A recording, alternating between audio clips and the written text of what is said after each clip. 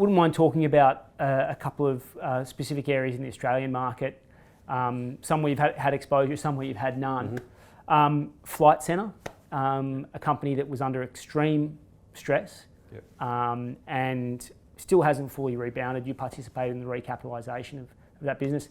Talk me through the thesis on a business like Flight Centre that's in an industry that looks like it's going to be so heavily impacted by travel restrictions. So Flight Centre's always been within our quality universe. It's always the four: good management, good business, good balance sheet, and profitable business. So it's always been in our universe, but we've had some issues with some of the structural headwinds that potentially could occur.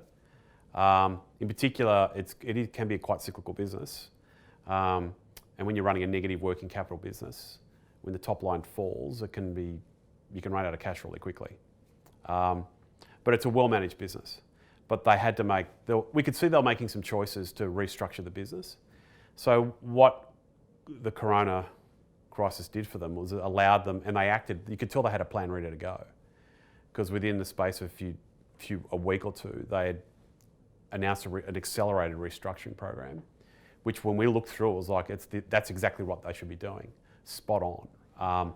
And they acted pretty quickly, and then they said, right, let's buffer the balance sheet as well, let's build up an ability to make these structural shifts.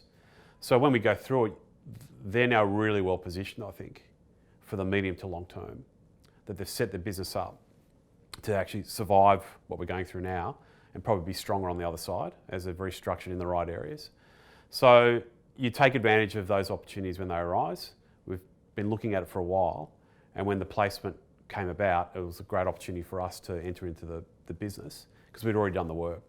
And we knew what they needed to do. But obviously having a management team that's been through it before, they've been through a few cycles. So it does help that they realise when there's a problem that they act pretty quickly. That stock hasn't rebounded in the same V shape that the broader market has. Do you feel like there's unrecognised value there still?